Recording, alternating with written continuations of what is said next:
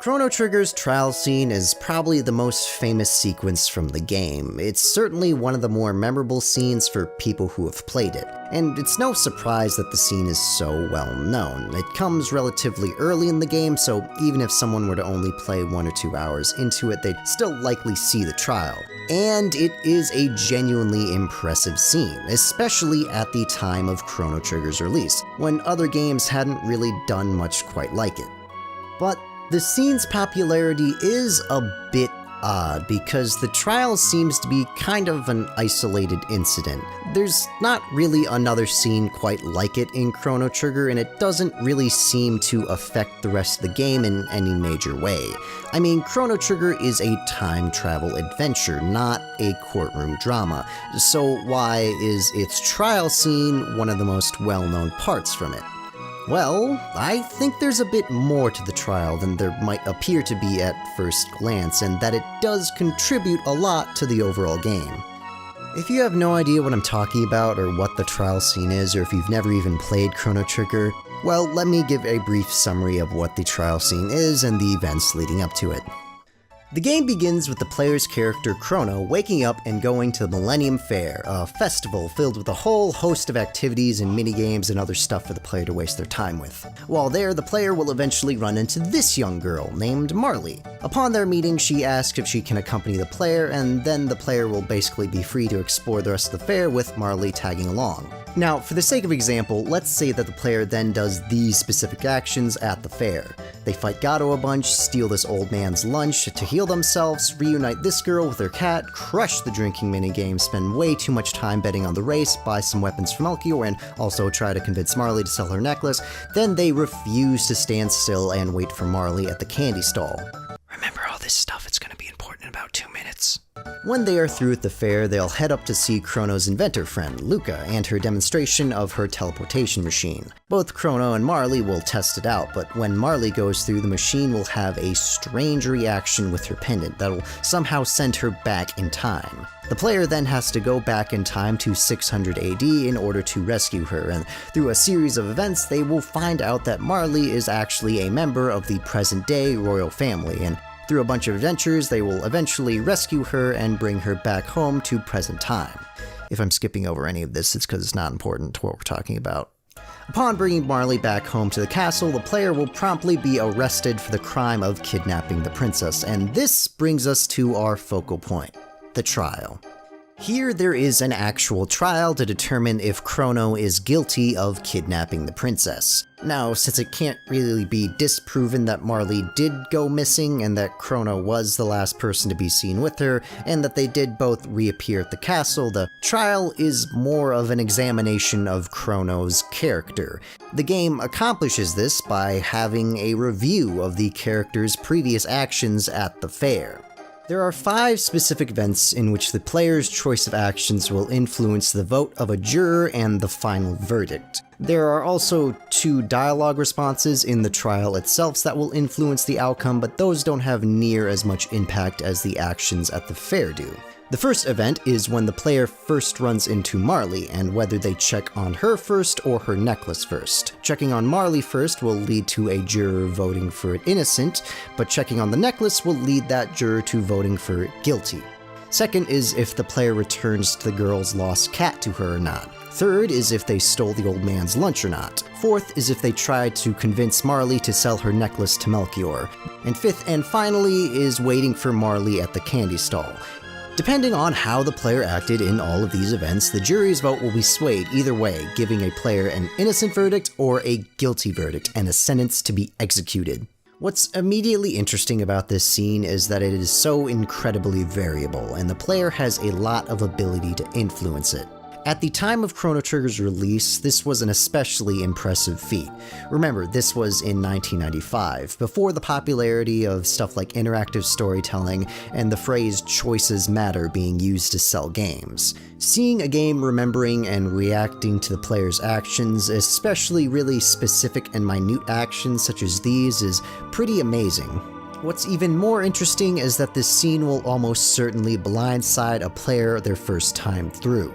All of the actions that influence the trial are so minor that the player probably won't even take notice that they're doing them, especially when they're hidden among the myriad of activities that are in the fair. In fact, the trial deliberately ignores all of the minigames, even if they would exhibit more obvious character flaws, like having a gambling problem, a drinking problem, a proclivity towards violence, or even a criminal lack of talent on the dance floor.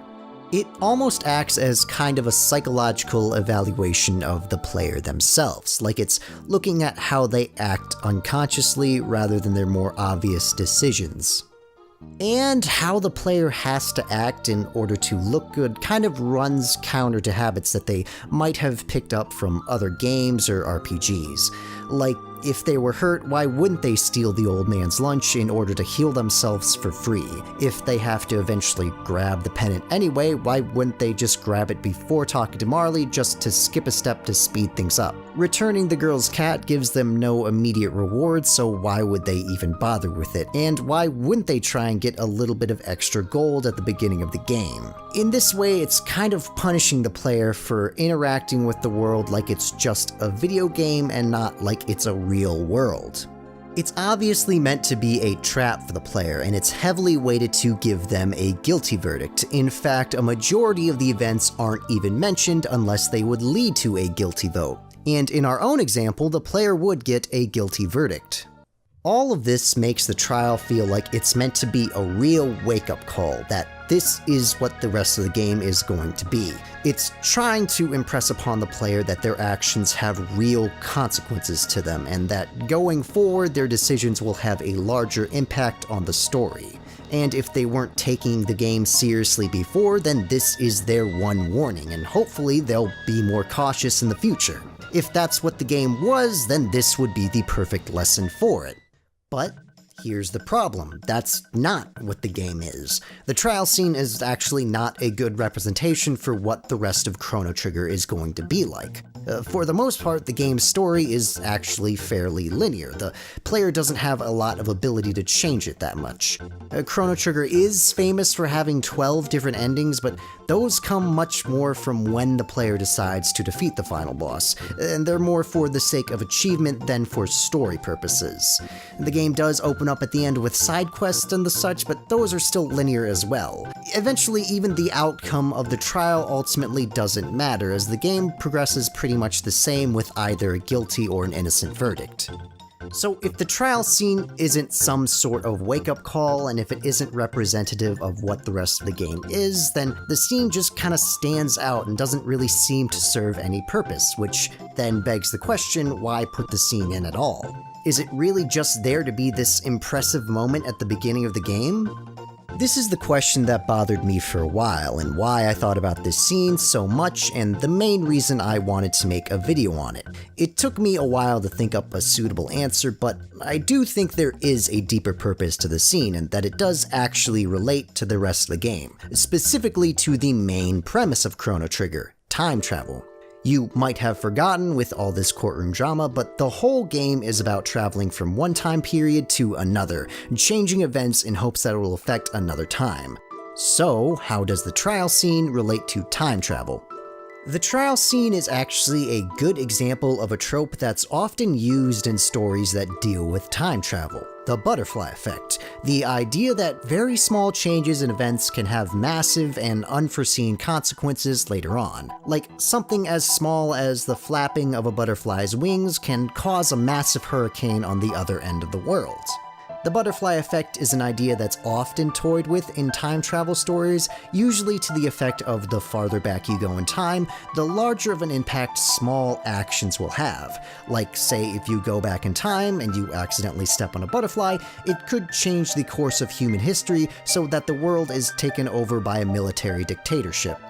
The trial scene is an almost perfect example of this. All of the actions that determine the outcome of it are all fairly small and innocuous, like checking on Marley or grabbing the pennant first. But they can lead to a very massive outcome, which is the player getting a death sentence. And there's no way for the player to be able to predict the outcome of these actions. It is a bit funny though that the trial scene is a non-time travel example of the butterfly effect in a story all about time travel.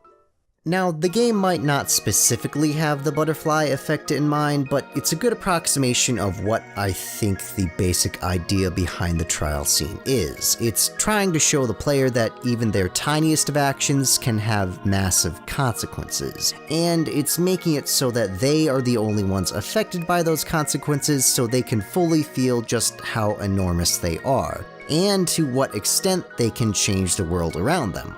The trial scene does a really good job of establishing a feeling of agency in the player, that their actions are what causes the events in the game to happen, and that they have a serious ability to affect those events. This makes all of their actions have a real meaning to them, and this sense of agency is vital to a time travel adventure in which the player is constantly trying to cause changes in the world around them. I really think the purpose of the trial starts to make sense when you look at it in conjunction with what happens right before and right after it. Before the trial, when the player first goes back to 600 AD, they get their first example of how changing something in a time period can affect a later one.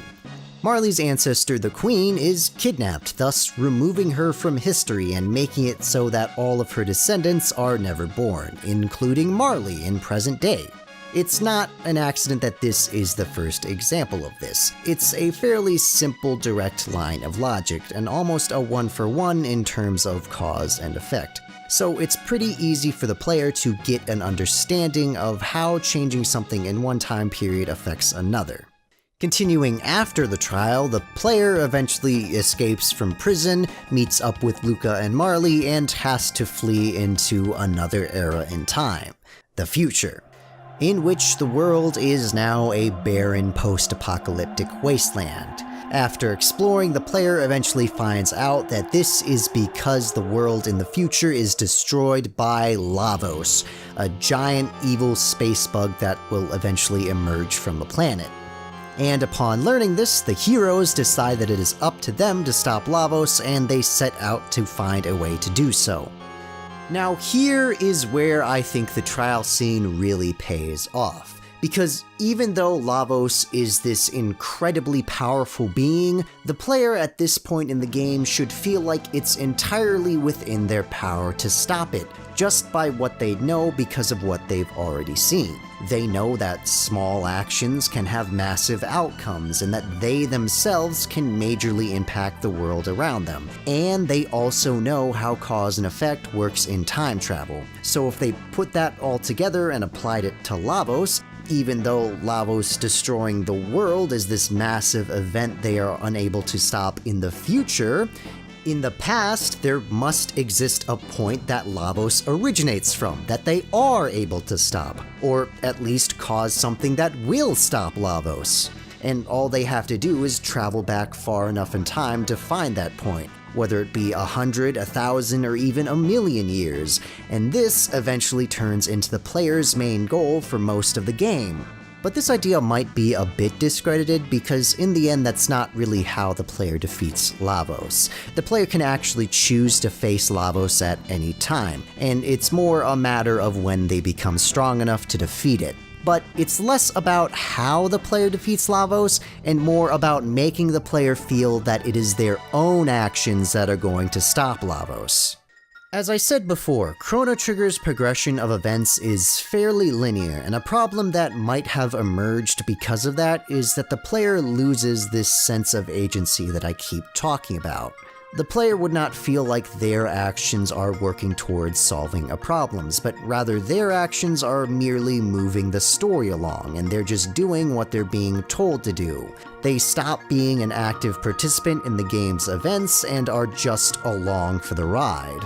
But Chrono Trigger constantly reinforces the feeling that the player's actions are consequential, and the trial scene is one of the best examples. Because of this, the player now feels like they are responsible for what happens in the game. Defeating Lavos is not just what happens at the conclusion of the story, it is the player's main goal throughout the game. It's what they're constantly working towards, and in the end, it is the player that defeats Lavos. Because remember, they get to choose when they face Lavos.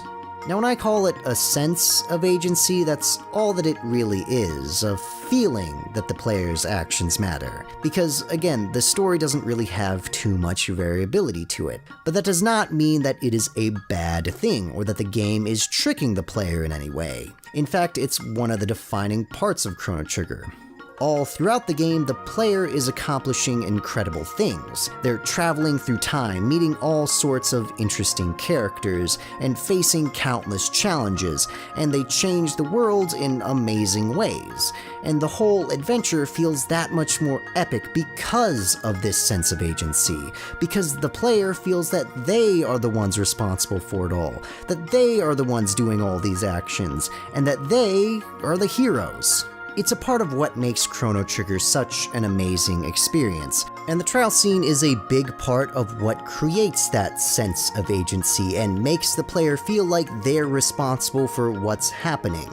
And that's why I think the scene is so memorable, because it contributes so much to the rest of the game. And in a game as awesome as Chrono Trigger, the contributions of one scene like this may not often be recognized. And that's all I was really trying to do here, was to take a small part of a game that I thought was done really well and to explain it, so that I could focus on just digging as deep as I could onto one part and not really care about giving an overall picture of an entire game.